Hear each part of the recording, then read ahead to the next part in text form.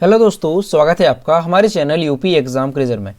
दोस्तों, आज के वीडियो में हम 22 दिसंबर से संबंधित उत्तर प्रदेश के सभी एग्जाम्स के लिए मोस्ट इंपॉर्टेंट करंट अफेयर के क्वेश्चंस को डिस्कस करेंगे और हर एक क्वेश्चन से रिलेटेड आपको फैक्ट भी बताएंगे। और वीडियो के अंत में हम आपसे एक क्वेश्चन भी पूछेंगे जिसका जवाब आपको कमेंट बॉक्स में देना है। और अगर आपको इसकी PDF डाउनलोड करनी है तो इसकी PDF आप हमारे टेलीग्राम ग्रुप से डाउनलोड कर सकते हैं। टेलीग्राम ग्रुप की लिंक आपको वीडियो के डिस्क्रिप्शन में मिल जाएगी। तो चलिए शुरू करते हैं। आज का सेशन शुरू करने से पहले हम कल के क्वेश्चंस का रिवीजन करेंगे। पहला क्वेश्चन है, हाल ही में एशियन रोइंग चैंपियनशिप में उत्तर प्रदेश के अरविंद सिंह ने कौन सा पदक जीता? इसका जो करेक्ट आंसर है वो है ऑप्शन नंबर सी, स्वर्ण पदक। अगला क्वेश्चन है, किस IPL टीम ने जिम्बाब्वे के पूर्व कप्तान एंडी फ्लावर को अपना मुख्य कोच नियुक्त किया है? इसका जो करेक्ट आंसर है वो है ऑप्शन नंबर ए, लखनऊ टीम ने। और दोस्तों, उत्तर प्रदेश करंट अफेयर की लास्ट 10 मंथ की अगर आपको PDF डाउनलोड करनी है तो इसकी लिंक आपको वीडियो के डिस्क्रिप्शन में मिल जाएगी। वहां से आप इस PDF को डाउनलोड कर सकते हैं। इस PDF में हमने जनवरी से लेकर के अक्टूबर 2021 तक उत्तर प्रदेश करंट अफेयर के सभी इंपॉर्टेंट क्वेश्चंस को विस्तार पूर्वक बताया है। और दोस्तों, इसके साथ ही अगर आपको उत्तर प्रदेश करंट अफेयर की नवंबर महीने की PDF डाउनलोड करनी है तो उसकी लिंक भी आपको वीडियो के डिस्क्रिप्शन में मिल जाएगी। तो वहां से आप ये दोनों PDF डाउनलोड कर सकते हैं। और दोस्तों, PDF डाउनलोड करने में अगर कोई भी प्रॉब्लम होती है तो साइट पर आपको WhatsApp नंबर और ईमेल मिल जाएगा जिस पर आप कांटेक्ट कर सकते हैं। अगला क्वेश्चन है, हाल ही में किस राज्य ने खेलों को बढ़ावा देने के लिए खेल नर्सरी योजना 2022-23 शुरू की है? इसका जो करेक्ट आंसर है वो है ऑप्शन नंबर ए, हरियाणा राज्य ने। अगला क्वेश्चन है, वर्ष 2021 में भारत में गूगल पर सबसे अधिक सर्च करने वाली हस्ती में किसका नाम शामिल है? इसका जो करेक्ट आंसर है वो है option number B, Neeraj Chopra. यानी ध्यान रखना है कि 2021 में भारत में सबसे अधिक गूगल पर सर्च किए जाने वाले कौन है? तो ध्यान रखना है नीरज चोपड़ा। अगला क्वेश्चन है, किस राज्य की मनोहरी गोल्ड टी ने 1 लाख रुपए प्रति किलो में नीलाम होकर रिकॉर्ड बनाया? इसका जो करेक्ट आंसर है वो है ऑप्शन नंबर बी, असम की। अगला क्वेश्चन है, इंडिया इंटरनेशनल साइंस फेस्टिवल का 7वां संस्करण कहां शुरू हुआ? इसका जो करेक्ट आंसर है वो है ऑप्शन नंबर सी, पणजी में। अगला क्वेश्चन है, भारतीय शटलर किदाम्बी श्रीकांत 19 दिसंबर 2021 को विश्व बैडमिंटन चैंपियनशिप के फाइनल में कौन सा मेडल जीतने वाले पहले भारतीय पुरुष खिलाड़ी बन गए हैं? इसका जो करेक्ट आंसर है वो है ऑप्शन नंबर बी, रजत पदक। अगला क्वेश्चन है, उत्तराखंड के मुख्यमंत्री पुष्कर सिंह धामी ने निम्न में से किसे राज्य का ब्रांड एम्बेसडर बनाने की घोषणा की है? इसका जो करेक्ट आंसर है वो है option number D, Rishabh Pant को। अगला क्वेश्चन है, उत्तर पश्चिमी पाकिस्तान में पाकिस्तानी और इतालवी पुरातत्वविदों के एक संयुक्त दल ने बौद्ध काल के कितने साल पुराने एक मंदिर की खोज की है? इसका जो करेक्ट आंसर है वो है ऑप्शन नंबर ए, 2300 साल पुराने मंदिर की। तो दोस्तों, ये थे कल के क्वेश्चंस जिसका हमने रिवीजन किया। अब हम शुरू करते हैं आज का सेशन। आज का पहला क्वेश्चन है, हाल ही में NHPC ने नेपाल और किन राज्यों में 27 गीगावाट की स्वच्छ ऊर्जा परियोजनाओं की योजना बनाई है? इसका जो करेक्ट आंसर है वो है ऑप्शन नंबर डी, उपरोक्त सभी। NHPC लिमिटेड ने 9 राज्यों और नेपाल में 27,000 मेगावाट से अधिक क्षमता की नई जल विद्युत और सौर परियोजना स्थापित करने का निर्णय लिया है। नई जो क्षमताएं होंगी ये उत्तर प्रदेश, बिहार, ओडिशा, राजस्थान, तमिलनाडु, केरल, महाराष्ट्र, आंध्र प्रदेश और ओडिशा में स्थापित की जाएंगी। NHPC के CMD अभय कुमार सिंह ने ये जानकारी दी है।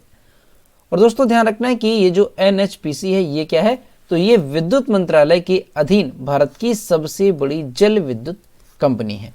तो यहाँ पर आपको अच्छे से ध्यान रखना है कि जो NHPC कंपनी है वो 9 राज्यों में और नेपाल में 27,000 मेगावाट से अधिक की, यहाँ पर ध्यान रखना है 27,000 मेगावाट या फिर 27 गीगावाट, ठीक है। तो इससे अधिक की क्षमता की नई जल विद्युत और सौर परियोजनाएं स्थापित करने का निर्णय लिया है। अगला क्वेश्चन है, हाल ही में किसने यूपी बॉडी बिल्डिंग चैंपियनशिप में मिस्टर यूपी का खिताब जीता? इसका जो करेक्ट आंसर है वो है option number B, Afzal Khan ने। बिजनौर की नगीना में district fitness body building association की ओर से नगीना नगर के एक बैंक्वेट हॉल में सोमवार को यूपी बॉडी बिल्डिंग चैंपियनशिप में विभिन्न वर्गों में लगभग 70 प्रतियोगियों ने भाग लिया। यूपी बॉडी बिल्डिंग चैंपियनशिप में जिले के नजीबाबाद निवासी अफजाल खान ने मिस्टर यूपी का खिताब अपने नाम किया, जबकि मसल्स मैन का खिताब मुजफ्फरनगर के मोहम्मद एहसान को दिया गया है। तो आपको ध्यान रखना है कि जो यूपी बॉडी बिल्डिंग चैंपियनशिप के जिले के नजीबाबाद निवासी हैं अफजाल खान, इन्होंने मिस्टर यूपी का खिताब जीता है। और मसल्स मैन का खिताब किसने जीता है? तो मुजफ्फरनगर के मोहम्मद एहसान को मसल्स मैन का खिताब दिया गया है। अब यहाँ पर आपको ध्यान रखना है कि बॉडी बिल्डिंग चैंपियनशिप इसका आयोजन किसके द्वारा कराया गया? तो बिजनौर के नगीना में district fitness body building association की ओर से इसका आयोजन कराया गया, यानी किसका? तो बॉडी बिल्डिंग चैंपियनशिप का। और ये कब कराया गया? तो ध्यान रखना है सोमवार को, यानी 20 दिसंबर को इसका आयोजन कराया गया। अगला क्वेश्चन है, लॉन्च पुस्तक the monk who transformed Uttar Pradesh how Yogi Adityanath changed UP वाला भैया abuse to a badge of honour के लेखक कौन है? इसका जो करेक्ट आंसर है वो है option number A, Shantanu Gupta.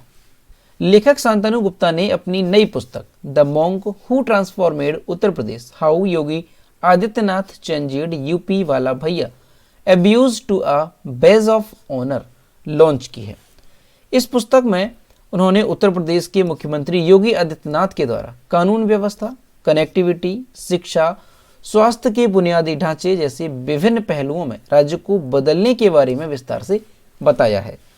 Gupta ने इससे पहले भारतीय जनता पार्टी अतीत, वर्तमान और भविष्य दुनिया की सबसे बड़ी राजनीतिक पार्टी की कहानी 2019 और the monk who become chief minister 2017 जैसी पुस्तकें भी लिखी हैं। तो ध्यान रखना है कि ये जो लेखक हैं शांतनु गुप्ता, उनकी एक नई पुस्तक है, उसे लॉन्च किया गया। पुस्तक का नाम क्या है? तो ध्यान रखना है the monk who transformed Uttar Pradesh how Yogi Adityanath changed UP वाला भैया abuse to a badge of honour. ये इनकी नई पुस्तक है, इसे लॉन्च किया गया। और इससे पहले भी इन्होंने कई सारी पुस्तकें लिखी हैं, तो वो भी आपको ध्यान रखना है, जैसे भारतीय जनता पार्टी अतीत, वर्तमान और भविष्य दुनिया की सबसे बड़ी राजनीतिक पार्टी की कहानी 2019 और the monk who become chief minister 2017 है। तो ये पुस्तक है जो कि लेखक शांतनु गुप्ता के द्वारा लिखी गई है। तो इनका नाम आपको ध्यान रखना है, कौन है? लेखक शांतनु गुप्ता। अगला क्वेश्चन है, निम्न में से कौन सा क्रिकेट खिलाड़ी अपने टेस्ट करियर में 100 बार नॉट आउट रहने वाला दुनिया का पहला खिलाड़ी बन गया है? इसका जो करेक्ट आंसर है वो है option number C, James Anderson. England के दिग्गज तेज गेंदबाज जेम्स एंडरसन ने टेस्ट क्रिकेट में इतिहास रच दिया। उन्होंने क्रिकेट के इस फॉर्मेट में सबसे ज्यादा यानी 100 बार नॉट आउट रहने का रिकॉर्ड बनाया। उनसे पहले कोई भी खिलाड़ी टेस्ट क्रिकेट में 100 बार नॉट आउट नहीं रहा है। एंडरसन यह उपलब्धि हासिल करने वाले दुनिया के पहले खिलाड़ी बन गए हैं। तो काफी इंपॉर्टेंट है, ध्यान रखना है कि जो एंडरसन है ये दुनिया के पहले क्रिकेटर बन गए हैं जो कि टेस्ट क्रिकेट में 100 बार नॉट आउट रहे हैं। एंडरसन के नाम एक और वर्ल्ड रिकॉर्ड दर्ज है, वे टेस्ट क्रिकेट में सबसे ज्यादा 634 विकेट लेने वाले दुनिया के पहले तेज गेंदबाज भी हैं। उन्होंने अब तक खेले 167 टेस्ट में यह उपलब्धि हासिल की है। तो ध्यान रखना है, 2 रिकॉर्ड इंग्लैंड की जो तेज गेंदबाज हैं जेम्स एंडरसन, इनके नाम पर 2 रिकॉर्ड दर्ज हुए। पहला तो ये कि इन्होंने टेस्ट क्रिकेट में 100 बार नॉट आउट रहे हैं, पहला रिकॉर्ड। दूसरा रिकॉर्ड ये है कि ये टेस्ट क्रिकेट में सबसे ज्यादा विकेट लेने वाले दुनिया के पहले तेज गेंदबाज हैं। यानी इन्होंने अब तक कितने विकेट लिए हैं? तो ध्यान रखना है 634 विकेट इन्होंने लिए हैं। और कितने टेस्ट मैचों में? तो ध्यान रखना है 167 टेस्ट मैच इन्होंने खेले हैं और इसी में इन्होंने ये उपलब्धि हासिल की है। तो दोनों रिकॉर्ड आपको अच्छे से ध्यान रखने हैं। और ये भी ध्यान रखना है कि इस तरह से पूछा जा सकता है कि जो तेज गेंदबाज हैं जेम्स एंडरसन, ये किस देश से संबंधित हैं? तो ये इंग्लैंड से संबंधित हैं। अगला क्वेश्चन है, भारतीय वायुसेना देश की वायु रक्षा क्षमताओं को बढ़ावा देने हेतु पंजाब सेक्टर में किस मिसाइल प्रणाली का पहला स्क्वाड्रन तैनात की है? इसका जो करेक्ट आंसर है वो है ऑप्शन नंबर सी, S-400 मिसाइल। भारतीय वायुसेना ने देश की वायु रक्षा क्षमताओं को बढ़ावा देने के लिए पंजाब सेक्टर में S-400 वायु रक्षा मिसाइल प्रणाली की पहली खेप तैनात की है। S-400 वायु रक्षा प्रणाली को भारत सरकार द्वारा लगभग 35,000 करोड़ रुपए के सौदे में कॉन्ट्रैक्ट किया गया था। अब यहाँ पर ध्यान रखना है कि ये जो कॉन्ट्रैक्ट है वो किस देश के साथ किया गया, तो रसिया के साथ, रूस के साथ ये S-400 जो मिसाइल प्रणाली है इसको लेकर के कॉन्ट्रैक्ट किया गया था। S-400 मिसाइल रक्षा प्रणाली 4 अलग अलग मिसाइलों से लैस है जो दुश्मन के विमानों, बैलिस्टिक मिसाइलों और AWACS विमानों को 400 किलोमीटर, 250 किलोमीटर, मध्यम दूरी की 120 किलोमीटर और कम दूरी की 40 किलोमीटर पर मार कर सकती है। S-400 मिसाइल सिस्टम को दुनिया की सबसे सक्षम मिसाइल प्रणाली माना जाता है। S-400 एक बार में एक साथ 72 मिसाइल छोड़ सकती है। तो दोस्तों ये क्वेश्चन मोस्ट इंपॉर्टेंट है, इसे आपको अच्छे से ध्यान रखना है कि भारतीय वायुसेना ने जो है अभी हाल ही में देश की वायु रक्षा क्षमताओं को बढ़ावा देने के लिए पंजाब सेक्टर में S-400 वायु रक्षा मिसाइल प्रणाली की पहली खेप तैनात की है। यानी रूस के साथ जो समझौता किया गया है तो उसके तहत जो पहली खेप है वो इंडिया में आई है और पहली बार ये जो S-400 वायु रक्षा मिसाइल प्रणाली है कहाँ पर तैनात की गई है, तो पंजाब सेक्टर में। अब दोस्तों ये मिसाइल है क्या, इसके बारे में सारे फैक्ट आपको अच्छे से ध्यान रखने हैं क्योंकि आने वाले एग्जाम में से फैक्ट से संबंधित क्वेश्चन पूछा जा सकता है। तो सबसे पहला तो आपको ध्यान रखना है कि जो S-400 मिसाइल रक्षा प्रणाली है ये 4 अलग अलग मिसाइलों से लैस है। संख्या ध्यान रखनी है कितनी, 4। अब ये जो 4 मिसाइलें हैं इनमें से जो एक मिसाइल है वो 400 किलोमीटर तक मार कर सकती है, दूसरी मिसाइल 250 किलोमीटर तक की, तीसरी मिसाइल मध्यम दूरी की 120 किलोमीटर तक और चौथी मिसाइल 40 किलोमीटर तक। यानी इनकी अलग अलग रेंज है। तो अधिकतम जो मिसाइल है वो 400 किलोमीटर तक मार कर सकती है। और ये जो S-400 मिसाइल है ये एक बार में 72 मिसाइल छोड़ सकती है। तो ये काफ़ी इंपॉर्टेंट है, ध्यान रखना है। और इसके साथ ही आपको ध्यान रखना है कि जो S-400 मिसाइल है इसका जो रडार है वो अत्याधुनिक और ताकतवर है। ये मिसाइल जमीन से हवा में मार करती है जिससे भारत की मारक क्षमता और मजबूत हो जाएगी। और इससे संबंधित ध्यान रखना है कि जो S-400 मिसाइल है ये सुपरसोनिक और हाइपरसोनिक मिसाइलें होती हैं जो टारगेट को भेदने में माहिर हैं। और इसके अलावा जो मिसाइल है ये दुश्मन के लड़ाकू विमानों, ड्रोन, मिसाइलों और यहाँ तक कि छिपे हुए विमानों को भी मारने में सक्षम है। और इसकी मदद से रडार में पकड़ में न आने वाले विमानों को भी मार गिराया जा सकता है। तो ये भी काफ़ी इंपॉर्टेंट है, यानी जो रडार पर विमान नहीं दिखते हैं तो उन विमानों को भी इस मिसाइल के माध्यम से गिराया जा सकता है। तो S-400 एयर डिफेंस सिस्टम से संबंधित सारे फैक्ट आपको अच्छे से ध्यान रखने हैं। और यहाँ पर आपको ध्यान रखना है कि जो S-400 मिसाइल रक्षा प्रणाली है ये 4 अलग अलग मिसाइलों से लैस है। इसका मतलब ये है कि इसे रेंज के आधार पर बांटा गया है, यानी 4 तरह की मिसाइलों से ये लैस है जो कि 400 किलोमीटर, 250 किलोमीटर, 120 किलोमीटर और 40 किलोमीटर पर मार कर सकती है। वैसे अगर देखा जाए कि ये जो मिसाइल रक्षा प्रणाली है ये एक बार में 72 मिसाइलें छोड़ सकती है। ठीक है, तो यहाँ पर आपको कंफ्यूज नहीं होना है। अगला क्वेश्चन है, हाल ही में नागालैंड सरकार ने कितने नए जिलों के निर्माण की घोषणा की है? इसका जो करेक्ट आंसर है वो है ऑप्शन नंबर ए, 3 जिलों की। नागालैंड सरकार ने 3 नए जिलों के निर्माण की घोषणा की है। वो 3 जिले कौन कौन से हैं? तो ध्यान रखना है तिसेमिन्यू, न्यूलैंड और चुमुकेदिमा। ये 3 नए जिले हैं जो कि नागालैंड सरकार ने घोषणा की है। यह राज्य के 12वें जिले नोकलाक के उद्घाटन के 1 साल से भी कम समय बाद आया है। 3 नए जिलों के जुड़ने से नागालैंड में अब 15 जिले हो जाएंगे। और दोस्तों यहाँ पर आपको ध्यान रखना है कि जो तिसेमिन्यू जिला है ये कोहिमा जिले में एक उपमंडल था जिसे जिले के रूप में अपग्रेड कर दिया गया। और जो न्यूलैंड और चुमुकेदिमा जिला है इसे दीमापुर जिले से बाहर करके एक नया जिला बनाया गया। तो आपको अच्छे से ध्यान रखना है कि नागालैंड में अब कितने जिले हो गए? 15 जिले। और कौन कौन से नए जिले बने? तो तिसेमिन्यू, न्यूलैंड और चुमुकेदिमा, ये नागालैंड के 3 नए जिले बनाए गए हैं। अगला क्वेश्चन है, लॉन्च पुस्तक गांधी टोपी गवर्नर के लेखक कौन है? इसका जो करेक्ट आंसर है वो है option number B, doctor Yarlagadda Lakshmi Prasad. पद्म पुरस्कार विजेता डॉक्टर यार्लागड्डा लक्ष्मी प्रसाद ने अपनी नई पुस्तक गांधी टोपी गवर्नर लॉन्च की। आंध्र प्रदेश राज्य की राजभाषा आयोग के अध्यक्ष लक्ष्मी प्रसाद ने यह पुस्तक तेलुगु भाषा में लॉन्च की है जिसका विमोचन एम वेंकैया नायडू ने किया है। यह पुस्तक बैरिस्टर इदपुगंती राघवेंद्र राव के जीवन का वर्णन करती है। तो दोस्तों आपको ध्यान रखना है कि पद्म पुरस्कार विजेता डॉक्टर यारला गड्डा लक्ष्मी प्रसाद की एक नई पुस्तक है गांधी टोपी गवर्नर, ये लॉन्च की गई है। तो किसने इसका विमोचन किया? तो एम वेंकैया नायडू जो उपराष्ट्रपति हैं उन्होंने इसका विमोचन किया। और ये जो पुस्तक है ये किसके जीवन का वर्णन करती है? तो ध्यान रखना है बैरिस्टर इदपुगंती राघवेंद्र राव के जीवन का ये वर्णन करती है। अगला क्वेश्चन है, भारत ने परमाणु हथियार सक्षम बैलिस्टिक मिसाइल अग्निप्री का परीक्षण कहाँ किया? इसका जो करेक्ट आंसर है वो है ऑप्शन नंबर ए, ओडिशा में। ओडिशा राज्य में भारत ने परमाणु हथियार सक्षम बैलिस्टिक मिसाइल अग्निप्री का परीक्षण किया। डीआरडीओ के अनुसार अग्निप्री अग्नि श्रेणी की एक नई पीढ़ी की उन्नत मिसाइल है जिसकी मारक क्षमता 1000 से 2000 किलोमीटर तक है। इस बैलिस्टिक मिसाइल को ट्रेन या सड़क से भी लॉन्च किया जा सकता है, जो कि ब्रह्मोस सुपरसोनिक क्रूज मिसाइल के हवाई संस्करण की बैलिस्टिक मिसाइल है।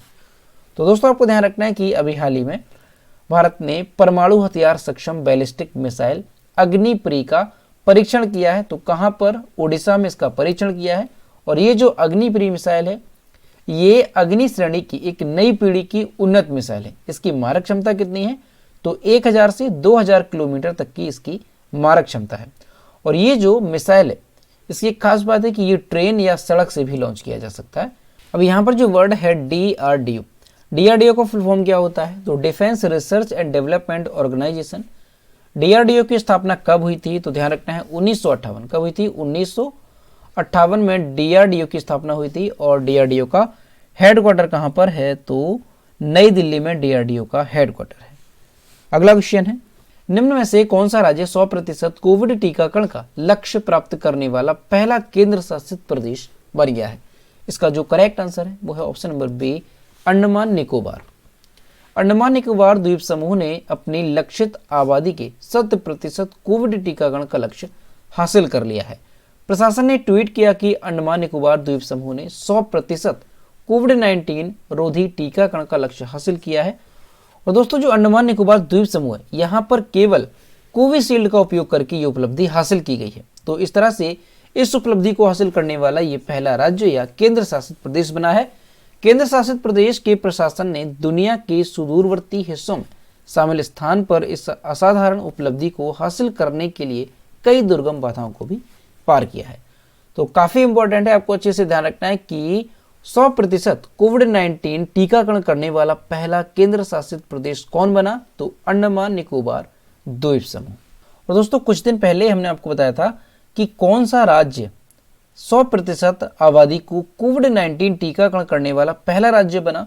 तो वो बना था हिमाचल प्रदेश। तो ये ध्यान रखना है कि अगर केंद्र शासित प्रदेश पूछा जाए तो अंडमान निकोबार द्वीप समूह, और अगर राज्य पूछा जाता है तो हिमाचल प्रदेश। यहाँ पर राज्य की पूरी आबादी को दोनों डोज लगाई जा चुकी हैं। अगला क्वेश्चन है, यूनेस्को ने किस देश के जोमो सूप को विश्व सांस्कृतिक धरोहर में शामिल करने की घोषणा की है? इसका जो करेक्ट आंसर है वो है option number C, Haiti. UNESCO ने 16 दिसंबर 2021 को अमूर्त सांस्कृतिक विरासत सूची में जोमो सूप नामक एक पारंपरिक हैतियन सूप को शामिल किया। जोमो सूप एक डिश से कहीं ज्यादा है। यह हैतियन स्वतंत्रता के नायकों और नायिकाओं की कहानी के साथ साथ मानवाधिकारों और कड़ी मेहनत से प्राप्त स्वतंत्रता के लिए उनके संघर्ष की कहानी बताता है। हैती के लोगों ने सूप खाकर अपनी आज़ादी का जश्न मनाया था। यह हैतियन व्यंजनों का हल्का मसालेदार सूप है और यह पारंपरिक रूप से कद्दू स्क्वैश के साथ पकाया जाता है। तो आपको ध्यान रखना है कि यूनेस्को ने अभी जो है सांस्कृतिक विरासत सूची में जोमो सूप नामक एक पारंपरिक हैती देश है, वहां का एक सूप है, तो उसको शामिल किया गया है। और दोस्तों ये जो सूप है जोमो सूप, इसे हैती के लोगों ने जब देश आजाद हुआ था तो आजादी का जश्न मनाया था इस सूप को खा करके। अब देखिए यहाँ पर आपसे इस तरह से क्वेश्चन पूछा जा सकता है कि जो जोमो सूप है ये किस देश से संबंधित है? तो ये है हैती से संबंधित। अब दोस्तों यहाँ पर यूनेस्को के बारे में जानते हैं। तो सबसे पहले तो यूनेस्को की स्थापना कब हुई थी? तो इसकी स्थापना हुई है 16 नवंबर 1945 को। कब हुई है? ध्यान रखना है 16 नवंबर 1945 को यूनेस्को की स्थापना हुई। इसका हेडक्वार्टर कहाँ पे? सबसे ज़्यादा इंपॉर्टेंट होता है हेडक्वार्टर। तो यूनेस्को का हेडक्वार्टर है पेरिस यानी फ्रांस में इसका हेडक्वार्टर है। और अगर यूनेस्को का फुल फॉर्म देखा जाए तो फुल फॉर्म भी ध्यान रखना है, United Nations educational scientific and cultural organisation, UNESCO का फुल फॉर्म है। अब दोस्तों जो हैती कंट्री है इससे रिलेटेड भी आपको ध्यान रखना है कि इसकी जो कैपिटल है वो क्या है, तो पोर्ट ओ प्रिंस इसकी कैपिटल है। क्या है, ध्यान रखना है, पोर्ट ओ प्रिंस इसकी कैपिटल है। और जो हैती कंट्री है इसके प्राइम मिनिस्टर कौन है, तो ध्यान रखना है एरियल हेनरी इसके प्राइम मिनिस्टर हैं। और इसकी जो करेंसी है वो क्या है, तो गोर्डे इसकी करेंसी है। तो ये आपको सारी चीज़ें ध्यान रखनी है, कैपिटल, प्राइम मिनिस्टर और इसकी करेंसी। तो दोस्तों ये थे 22 दिसंबर से संबंधित उत्तर प्रदेश के सभी एग्जाम्स के लिए मोस्ट इंपॉर्टेंट करंट अफेयर के क्वेश्चन जो कि हमने डिस्कस किए। अब हम देखते हैं कल के वीडियो का क्वेश्चन जो हमने आपसे पूछा था। तो यह है कल के वीडियो का क्वेश्चन जो हमने आपसे पूछा था, प्रधानमंत्री मोदी ने दिसंबर 2021 में किस जिले में गंगा एक्सप्रेसवे की आधारशिला रखी। इसका जो करेक्ट आंसर था वो ऑप्शन नंबर ए था, शाहजहांपुर। और लगभग सभी स्टूडेंट्स ने इसके सही जवाब किए। और मैं आपसे हर रोज कहता हूं कि जो भी क्वेश्चन आपसे पूछा जाए तो सभी लोग उसका आंसर जरूर किया करो। तो यह है आज का क्वेश्चन, निम्न में से किस शहर ने दुनिया की सबसे लंबी बांसुरी बनाने का रिकॉर्ड अपने नाम किया है। ऑप्शन नंबर ए है पटना, बी है पीलीभीत, सी है पटियाला और डी है भोपाल। तो इसका जो भी करेक्ट आंसर है वो आपको कमेंट बॉक्स में बताना है। तो दोस्तों अगर आपको आज का वीडियो पसंद आया हो तो वीडियो को लाइक करें, शेयर करें और अगर अभी तक हमारे चैनल पर नए हैं तो चैनल को सब्सक्राइब करना ना भूलें। साथ ही बेल आइकन को भी प्रेस करें ताकि टाइम टू टाइम नोटिफिकेशन आप तक पहुंचता रहे। तो मिलते हैं नेक्स्ट वीडियो में। Thank you.